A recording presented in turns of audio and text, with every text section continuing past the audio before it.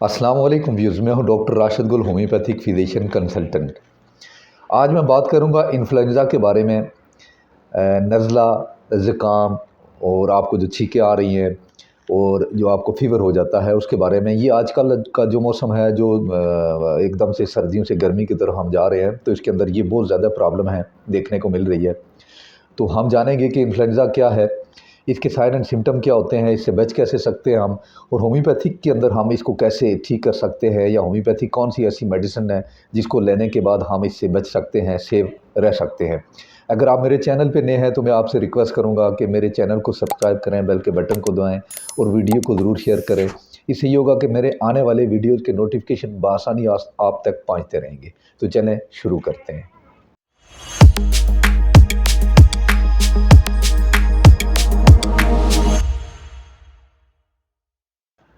Influenza जो है आजकल बहुत आम पाया जाता है। ये जो मौसम है उसके लिए सूटेबल होता है। कुछ वायरसेस या कुछ बैक्टीरिया अपने अपने हिसाब से अपने मौसम के अंदर अटैक करते हैं। तो ये जो मौसम है इसके अंदर इन्फ्लुएंज़ा बहुत ज़्यादा अटैक कर रहा है। हर तीसरा आदमी देखने को मिल रहा है कि इन्फ्लुएंज़ा के अंदर मुब्तला है।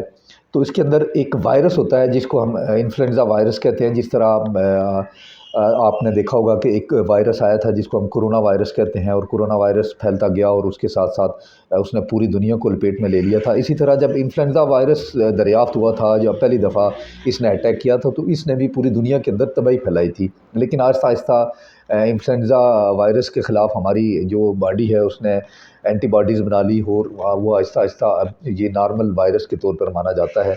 तो इन्फ्लुएंज़ा वायरस एक तरह का वायरस है जिसमें बहुत सारी बहुत सारी कैटेगरीज़ होती हैं। इसमें ए, बी और सी कैटेगरीज़ का होता है। ये जो मौसम होता है इसके लिए बहुत सूटेबल होता है। इस मौसम के अंदर ये बहुत ज़्यादा अटैक करता है। जब ये अटैक करता है तो इसके अंदर आपको 24 घंटे के अंदर आपको सिम्टम आना शुरू हो जाते हैं, जिसके अंदर आपको नज़ला आना शुरू हो जाता है, आपको छींकें आना शुरू हो जाती हैं। उसके साथ साथ बढ़ते बढ़ते आपको थ्रॉट इन्फेक्शन हो जाता है। थ्रॉट इन्फेक्शन के साथ साथ आपको चेस्ट में भी इन्फेक्शन हो जाता है। चेस्ट इन्फेक्शन के साथ साथ आपको कफ़ की तरफ, आपको खांसी की तरफ लेके जाता है ये।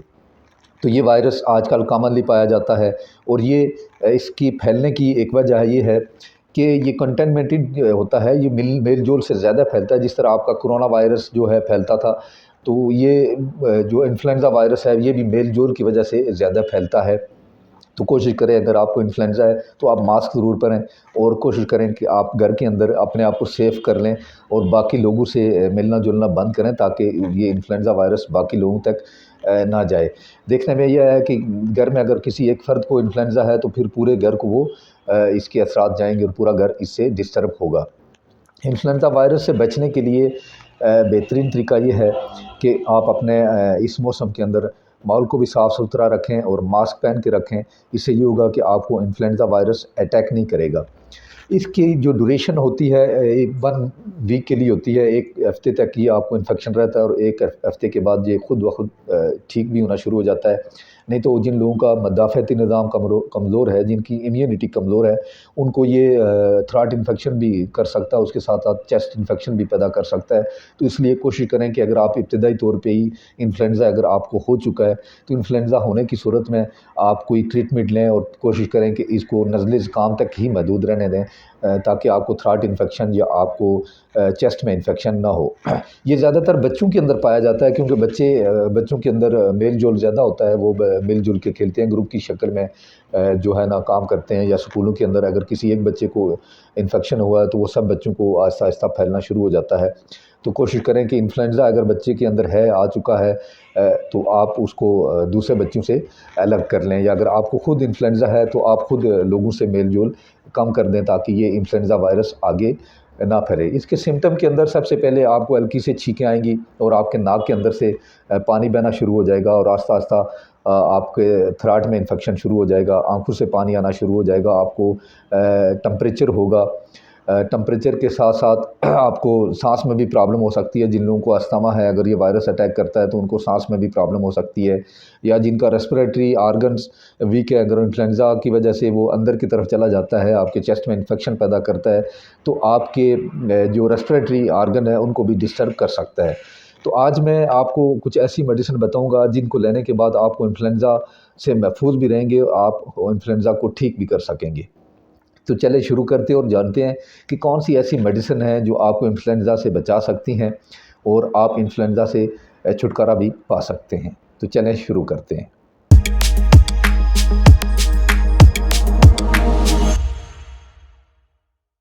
इन्फ्लुएंज़ा की जो हमारी सबसे टॉप रेमेडी है वो इन्फ्लुएंज़ीनियम है। इसने बहुत ही इफ़ेक्टिव रिज़ल्ट दिए हैं। जब ये इन्फ्लुएंज़ा वायरस आया था तो उस टाइम भी इस नोसोड्स ने बहुत ही अच्छा रिज़ल्ट दिया था और बहुत सारे लोगों को इन्फ्लुएंज़ा से बचाया था। ये बेसिकली इन्फ्लुएंज़ा नोसोड्स है। ये अगर आप साल में 1 दफ़ा 2 दफ़ा ले लेते हैं तो आपको इन्फ्लुएंज़ा अटैक नहीं करेगा, इन्फ्लुएंज़ा का अटैक नहीं होगा। तो अगर आपको इन्फ्लुएंज़ा के अटैक से बचना है, अपने आप को महफूज करना है, अपने बच्चों को महफूज करना है, तो ये मौसम होता है इन्फ्लुएंज़ा अटैक का। तो उससे पहले आप कोशिश करें कि बच्चों को इन्फ्लुएंज़ीनियम 30 के अंदर 5 ड्रॉप दिन में 3 दफ़ा 3 डोज़ दे दें। तो इंशाल्लाह आपके बच्चे और आप सेफ़ रहेंगे इन्फ्लुएंज़ा से। अगर आपको इन्फ्लुएंज़ा हो चुका है तो तब भी ये होम्योपैथिक मेडिसिन बहुत ही इफ़ेक्टिव साबित होती है। आपको इन्फ्लुएंज़ा के जो सिम्टम हैं उनको ख़त्म कर देती है, या फिर आपको थ्रोट इन्फेक्शन की तरफ नहीं लेके जाएगी, या आपको चेस्ट इन्फेक्शन की तरफ लेके नहीं जाएगी।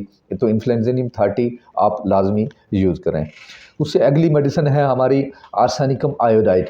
अगर आपको छींके हैं, सख्त किस्म का तेज़ाबी जो है पानी आपकी आंखों से और नाक से बह रहा है, तो आपने आर्सेनिकम आयोडाइटम 30 के अंदर आपने इस्तेमाल करनी है।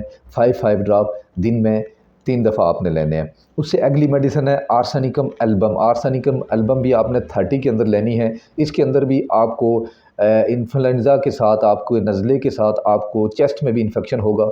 तो ये आर्सेनिकम एल्बम आपने 30 पोटेंसी में 5 ड्रॉप दिन में 3 दफ़ा लेने हैं। उससे अगली मेडिसिन है एलियम सीपा। एलियम सीपा के अंदर भी आपको नज़ला मिलेगा, छींकें मिलेंगी और साथ साथ आंखों से भी पानी जो है ना, आंखों से जो पानी होगा वो सादा होगा और नाक से बहने वाला पानी तेज़ाबी होगा। तो एलियम सीपा 30 के अंदर आपने 5 ड्रॉप दिन में 3 दफ़ा लेने हैं। उससे अगली मेडिसिन हमारी है यूफ्रेज़िया। ये यूफ्रेज़िया के अंदर भी आपको नाक से बहने वाला पानी सादा और आँखों से बहने वाला पानी तेज़ाबी होगा।